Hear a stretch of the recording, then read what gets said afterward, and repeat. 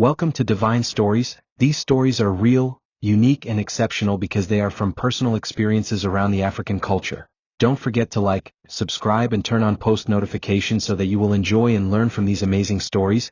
Now let's get right into the story. Brace yourself.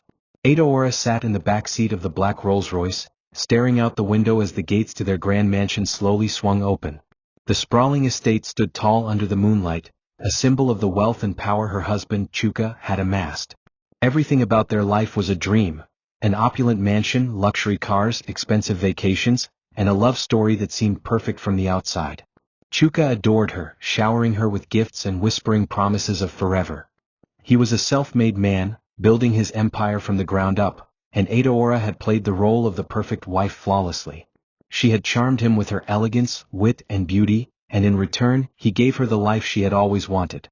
But beneath the surface of this fairy tale romance, a secret lay buried, a secret Adaora had sworn never to reveal, even to the man she loved. As she stepped into their lavish bedroom, her eyes lingered on the framed wedding picture on the nightstand. Their smiles were radiant, but Adaora knew the foundation of their love was built on a lie. When Chuka had asked about her genotype before their wedding, she had confidently told him she was AA, a necessary reassurance given that Chuka was as.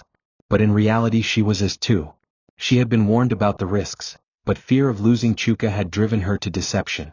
Now, as she ran her fingers over her stomach, she whispered a silent prayer.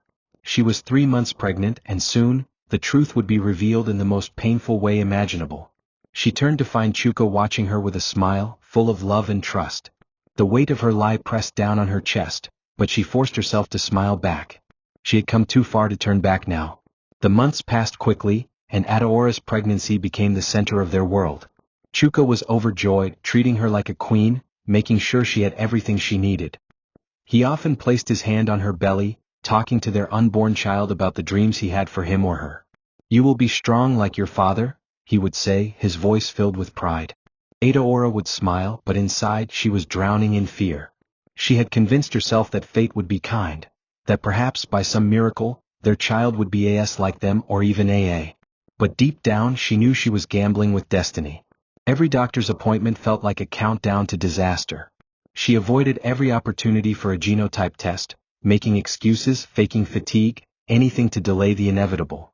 Her secret was like a time bomb ticking away and she had no way of stopping it. Then the day of labor arrived and Adaora gave birth to a beautiful baby boy they named Ife. He was perfect, with soft curls and a delicate frame, and Chuka held him as if he had just received the greatest gift in the world. But within weeks the cracks began to show. Ife cried endlessly, his tiny body racked with pain that had no explanation. His weight dropped, his skin paled, and his hands and feet swelled unnaturally. Chuka, worried and desperate, demanded that they run tests. The results came in and the world around Adaora shattered. Ife was SS. Chuka, confused, stared at the doctor. "That's not possible," he said. "Ada is AA." But the doctor shook his head. "Your wife is as. That's the only way your child could have inherited sickle cell." The silence was suffocating. Adaora turned to her husband, but the look on his face told her everything. He knew she had lied. The silence in the doctor's office stretched like an abyss, suffocating the air between Adaora and Chuka. His eyes, once filled with devotion, now burned with betrayal. "Tell me he's lying." Chuka's voice was barely a whisper, but the weight of his words crushed Adaora's soul. She wanted to speak, to explain, to beg for understanding, but no words could justify her deceit. The doctor, sensing the tension, quietly excused himself, leaving them alone with the devastating truth. Chuka rose from his chair, pacing the room, his hands clenched into fists. "You lied to me," he muttered, each syllable laced with fury. "You knew and you still let this happen." Adaora's eyes brimmed with tears, but she said nothing. What excuse could possibly undo the damage? Ife whimpered in his crib, his tiny body curled in discomfort, oblivious to the storm raging around him. Days turned into weeks and Ife's condition worsened. His cries filled their once peaceful home, echoing down the hallways like a relentless reminder of Adaora's betrayal. Chuka barely spoke to her. He poured all his energy into Ife, researching treatments, consulting specialists, and spending sleepless nights cradling their son, whispering prayers into the darkness. The hospital bills stacked up, and despite his wealth, Chuka felt powerless. No amount of money could undo his son's suffering. Adaora tried to help, but Chuka recoiled at her touch, his love for her buried beneath the weight of resentment. One night, as she watched him holding Aoife, exhaustion evident in his eyes, she reached out, desperate to mend the distance. "Chuka, please," she started, but he cut her off with a look of pure devastation. "I trusted you with my life. And now, because of you, my son is dying." The house no longer felt like a home. The once luxurious walls, adorned with laughter and love, now stood heavy with sorrow. Chuka barely acknowledged Adora's presence, his once warm gaze now cold and distant. He buried himself in work and Aoife's medical care, treating Adoora like a stranger in her own home. She spent her days in silent agony, tending to their son, watching Chuka slip further away. She tried to speak, to explain, to make him understand that she never meant to hurt him. But every time she opened her mouth, the words died in her throat. She had built their love on deception, and now she was paying the price. Aoife's health declined rapidly, forcing them into the hospital more often than not. Chuka drained his bank accounts, pouring every last naira into experimental treatments, desperate to keep his son alive. One evening, as Adoora sat beside Aoife's hospital bed, watching his frail body struggle with yet another pain crisis, Chuka entered the room with an unreadable expression. "I spoke to a specialist in the U.S., he said flatly, not looking at her. "They think a bone marrow transplant might help." Hope flickered in Adora's chest, but it quickly died when she saw the haunted look in his eyes. "It's expensive," he continued. "I've liquidated some assets, but it won't be enough." The unspoken words hung between them. He was running out of money. The man who once stood at the top of the business world, the man who had built an empire, was now watching everything slip through his fingers, all because of her. "I'll find a way to help," she whispered. Chuka let out a bitter laugh, finally turning to face her. "Haven't you done enough?" Adoora sat in the dimly lit hospital chapel, hands clasped together, though she had no words for prayer. She had never imagined her life would crumble like this. She had thought she was securing her future by lying about her genotype, but in doing so, she had doomed the very life she wanted to protect. Chuka was slipping away from her, both emotionally and physically. His business empire, once a beacon of power, was beginning to collapse under the weight of medical expenses. And Aoife, her precious son, was slipping further into the grasp of a disease that showed no mercy. The realization of everything she had lost settled on her chest like a boulder. She needed to fix this. She needed to do something. But fate was not done punishing them. Just when they thought the weight of Aoife's illness was the worst trial they would endure, Chuka received devastating news. He had been experiencing unexplained fatigue, dizziness, and sharp pains in his abdomen. At first, he had dismissed them as stress-induced symptoms, but after persistent urging from his sister, he finally went for a checkup. The results were a nightmare. Chuka was diagnosed with a terminal illness. He sat in stunned silence as the doctor explained the prognosis. He had months, maybe a year if treatment worked. Adoora felt the world tilt as she processed the words. First their son, now her husband. She had already destroyed their family with one lie, but now she was watching both the man she loved and their child fade before her eyes. And this time there was nothing she could do to stop it. Chuka sat in the doctor's office, his hands gripping the edge of the chair as if holding on for dear life. The words terminal illness echoed in his mind, looping endlessly like a cruel chant. He felt numb, his body present but his soul absent, as if he had already begun to fade. The doctor's voice continued, explaining possible treatments to prolong his life, but Chuka heard none of it. His son was dying and now he was too. What was the point? His empire had crumbled, his fortune drained into hospital bills, and the woman he had trusted with his life had betrayed him in the most unforgivable way. He turned his head slightly, his gaze landing on Adoora, who sat beside him with tear-streaked cheeks. She did this. If she had told the truth from the beginning, none of this would be happening. His hands curled into fists. As they left the hospital, Chuka walked ahead, ignoring Adoora's attempts to speak. "Chuka, please," she begged, reaching for him. He yanked his arm away, his eyes burning with rage. "Don't touch me," he spat. "You disgust me." The venom in his words made her flinch, but she stood her ground. "I never meant for this to happen," she whispered. Chuka let out a bitter laugh. "You never meant for this to happen? You lied to me twice. First about your genotype. And now, because of that lie, my son is suffering. And now, I'm dying." The silence that followed was deafening. "You ruined us, Ada. And the worst part? I still love my son more than I hate you." He turned and walked away, leaving her standing in the parking lot, shattered beyond repair. She watched him disappear into the darkness, knowing that she had lost him forever. The house that was once filled with warmth and love had become a place of unbearable tension. Chuka barely spoke to Adeora, and when he did, it was only about Ife's health. They no longer shared a bed. Chuka had moved to the guest room, creating an invisible wall between them. He spent his days at the hospital, barely coming home except to change clothes. Ife's condition had worsened, and his tiny body struggled through every pain crisis. Adeora wanted to be strong, to hold her family together, but the weight of her past mistake was crushing. Every time she looked at Chuka, she saw the hatred in his eyes, and it broke her. She had lost his love, his trust, and now she was losing him to illness. She wondered if she had cursed them all the moment she told that fateful lie. Then one evening Chuka came home, his face pale and drawn. "I've started the divorce process," he said flatly, placing a set of documents on the table. Adeora's heart stopped. "Chuka, no." She reached for the papers with shaking hands. "We can fix this. Please." He shook his head. "There's nothing left to fix." His voice was devoid of emotion. "You killed our marriage the moment you lied to me. I can never trust you again." Adeora's chest ached, her breath coming in short gasps. "I love you," she whispered, tears spilling down her cheeks. For the first time in weeks, Chuka's mask cracked. His eyes softened for a fraction of a second before he steeled himself. "Love isn't enough," he said, turning away. "Not when it's built on a lie." Adeora sank to the floor, clutching the divorce papers as her world came crashing down. With Chuka's health deteriorating and Ife's medical expenses rising, his once thriving business empire collapsed under the weight of mounting debts. He had sold properties, liquidated investments, and borrowed heavily, but it was never enough. The hospitals drained him dry, and his competitors circled like vultures, picking apart what remained of his fortune. Chuka, who once stood as a symbol of success, was now a broken man, watching his wealth slip through his fingers like sand. Adeora saw the stress consuming him, the exhaustion lining his face, but he refused to accept her help. He worked himself to the bone, despite his worsening illness, determined to give Ife a chance at survival. Then the final blow came. The board of his company held an emergency meeting, and with no more assets to sustain operations, they voted to remove him as CEO. Chuka returned home that evening, his body trembling with fatigue, and collapsed onto the couch. Adeora rushed to him, but he waved her away weakly. "It's over," he muttered, staring at the ceiling.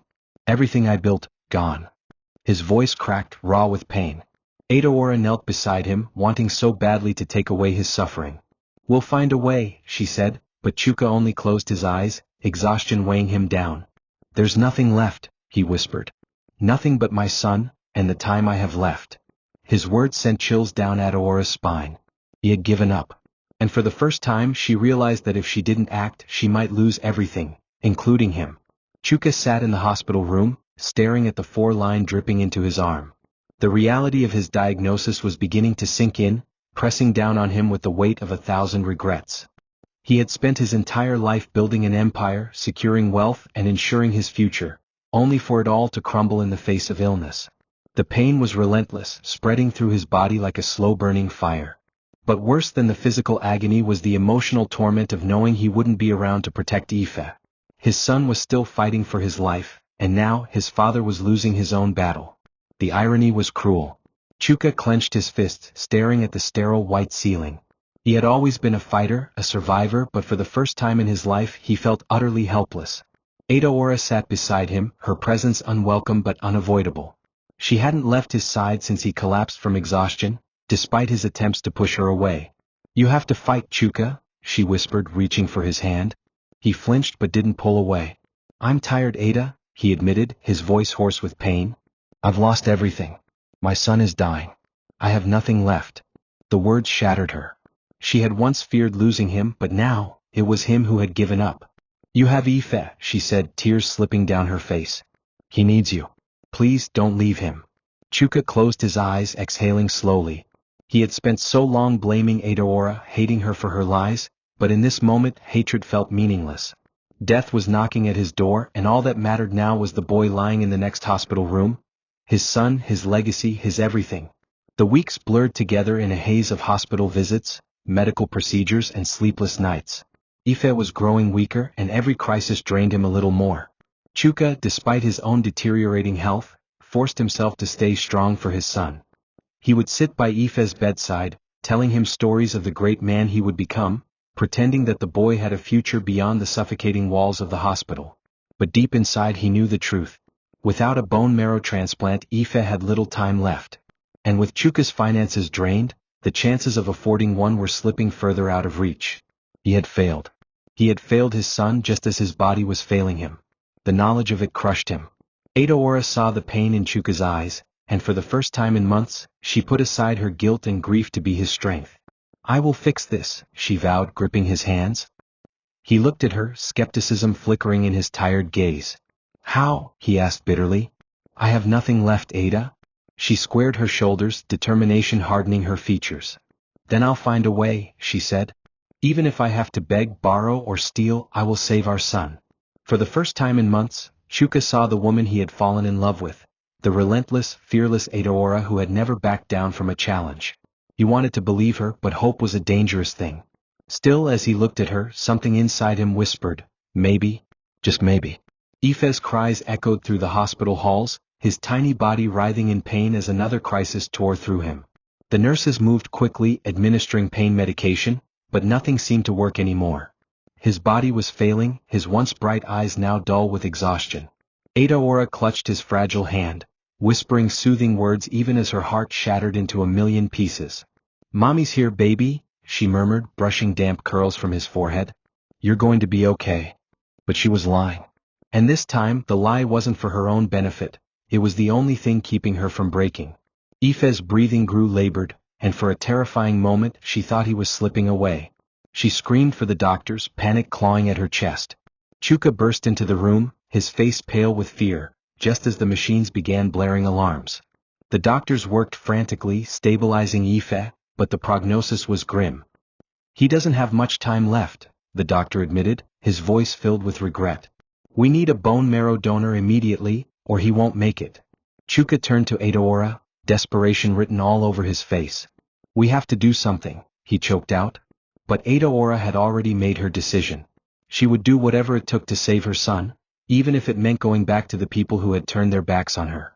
As she stepped out of the hospital room, she whispered a silent prayer. She had already lost her husband's love. She refused to lose her son too. Adaora stood outside the grand estate that once welcomed her as a beloved daughter-in-law but now felt like an impenetrable fortress.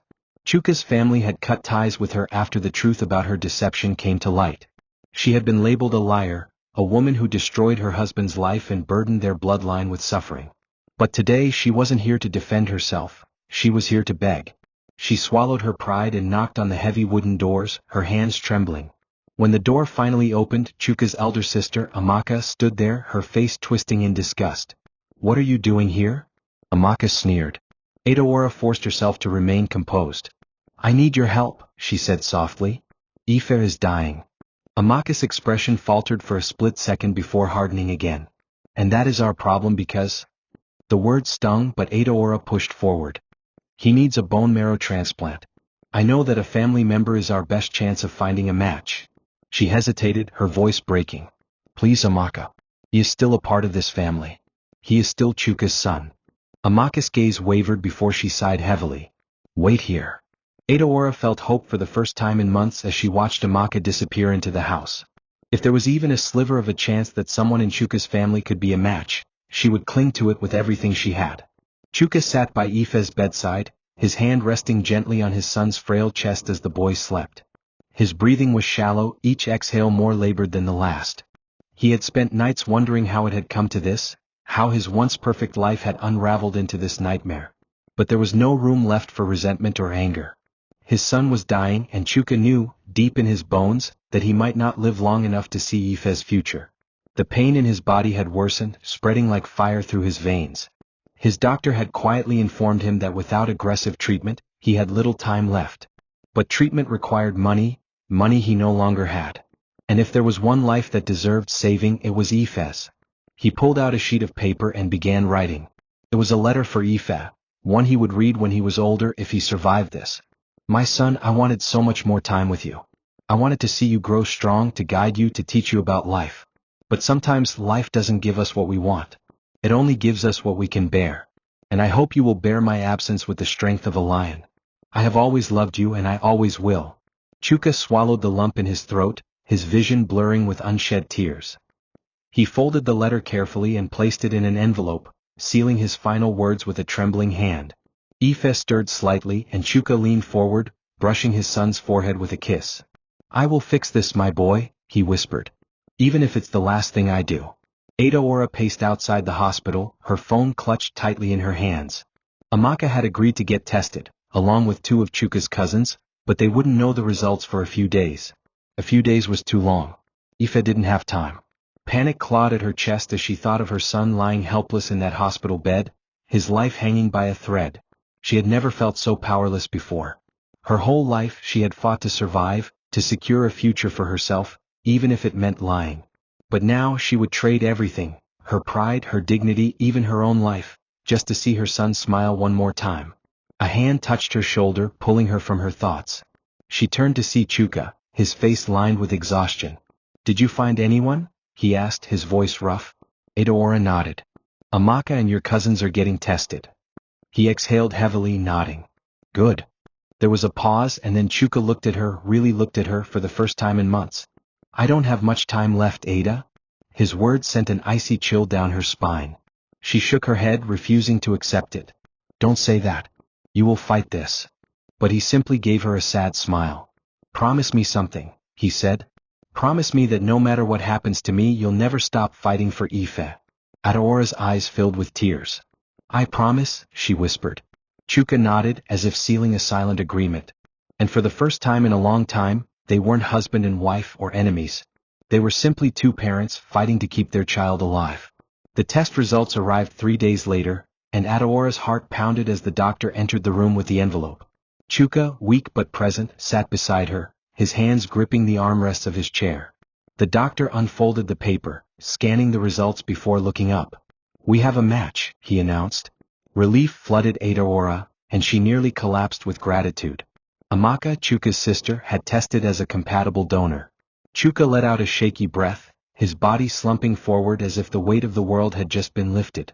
For the first time in what felt like forever, there was a chance, ****, a real chance, ****, to save Ife. But the victory was short-lived. The doctor cleared his throat before continuing. "The procedure is high risk. Given Ife's fragile condition, his body may not tolerate the transplant. And the medical costs," he hesitated. "They are substantial." The weight of reality crashed down on them. Chuka had nothing left to give. His businesses had collapsed, his bank accounts were empty, and his health was deteriorating. Adaora glanced at her husband, seeing the battle raging in his eyes. How could they afford this? Desperation clawed at her chest, but she forced herself to stand. "I'll find a way," she whispered, her voice filled with resolve. She had already lost so much, but she refused to lose her son. If it meant begging on the streets, selling her last possessions, or sacrificing herself, she would do it. Ife would live. He had to. The days leading up to Ife's surgery were grueling. Chuka's health had taken a drastic turn for the worse. His once powerful frame now frail, his face gaunt with suffering. He spent most of his time in a hospital bed himself, his body too weak to function without medical assistance. Yet his mind never stopped worrying about Ife. He could barely afford his own treatments, and now, Adaora was running herself ragged trying to raise the remaining funds for their son's surgery. He hated that he couldn't help. He hated that he was becoming another burden on her. But most of all, he hated that time was slipping through his fingers like sand. One night, Adaora found him struggling to sit up, his breath ragged. She rushed to his side, gently helping him. "You should rest," she whispered. Chuka shook his head, his grip weak on her hand. "I don't have time to rest, Ada," he said, his voice barely above a whisper. "Ife needs me." Adaora's heart clenched. She could see the fight leaving his eyes, the way he struggled to hold on. He knew his time was running out, but he refused to let go until he was sure their son would survive. "He will make it," she assured him. "I will make sure of it." Chuka's lips curved into a weak smile, his fingers brushing against hers. "You were always the strongest of us," he murmured before his eyelids fluttered shut. Adaora squeezed his hand, a silent promise passing between them. She would not let him die in vain. The night before Ife's surgery, Chuka requested to see his son. The nurses carefully wheeled his bed into Ife's room, placing him beside the small, frail boy who had endured more suffering in his few years than most did in a lifetime. Ife, too weak to speak much, turned his head slowly to look at his father. "Daddy," he whispered, his tiny fingers reaching out. Chuka forced a smile, grasping his son's hand with what little strength he had left. "My brave boy," he said, his voice trembling. "You're going to be okay." Ife blinked slowly as if trying to understand. "Will you be okay too?" The innocent question hit Chuka like a knife to the heart. He swallowed hard, forcing himself to nod. "Of course, son. I'll always be with you." Adaora stood at the doorway watching the heartbreaking exchange. She had never seen Chuka cry before, but tonight silent tears rolled down his face as he whispered words of love to his son. It felt like a goodbye. She clenched her fists, refusing to accept it. Chuka was strong. He could fight this. But deep inside, a small broken voice whispered, "Not all battles are meant to be won." As the nurse wheeled Chuka back to his room, he turned to Adaora, his eyes filled with something she hadn't seen in a long time. "Peace. Take care of him," he said softly. She nodded, unable to speak past the lump in her throat. That night, she sat by Ife's bedside, holding his hand, praying harder than she ever had in her life. She wasn't ready to say goodbye to either of them. The morning of Ife's surgery arrived with an eerie silence.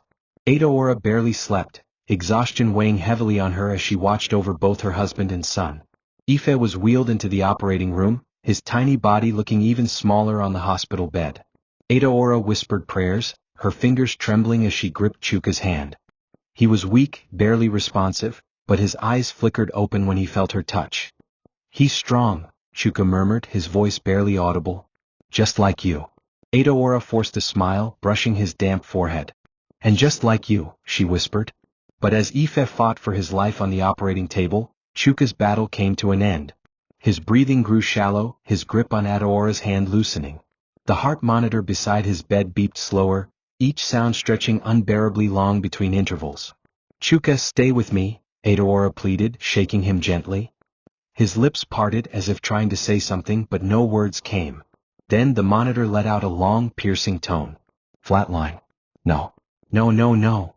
Adaora sobbed, clutching his lifeless body as nurses rushed in. But it was too late. Chuka was gone.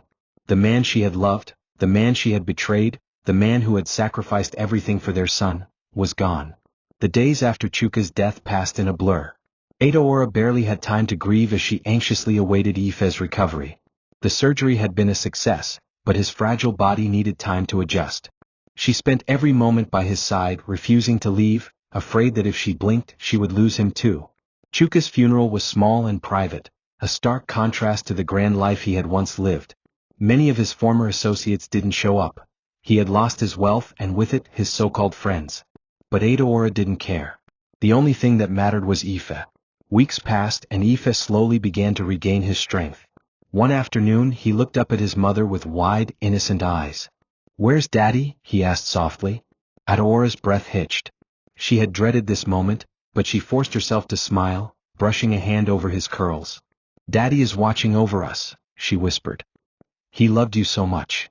Ife nodded slowly as if trying to understand something much bigger than his young mind could grasp. "I miss him," he said. Adaora swallowed back her tears. "Me too, baby. Me too." Years later, Adaora stood in front of a crowd, the podium before her holding the weight of a new chapter in her life. She had founded the Chuka Foundation, an organization dedicated to spreading awareness about sickle cell disease and genotype compatibility. She had turned her pain into purpose, ensuring that no other couple would make the same mistake she had. The journey had been long and unforgiving, but standing here today she knew it had all been worth it. Ife, now a healthy young boy, sat in the front row, beaming up at her. He had survived against all odds, carrying his father's legacy in his smile, his strength, his resilience. Adaora placed a hand over her heart, looking up briefly as if speaking to Chuka's spirit. "I kept my promise. Our son is alive. And I will make sure his story saves others." As she began her speech, she realized something. She had spent so many years seeking redemption. But true redemption had already been given to her, in the form of the little boy who called her mom. Thank you for watching this video. What did you learn? Drop it in the comments. Please make sure you like, comment and subscribe to my YouTube channel Divine Stories for more.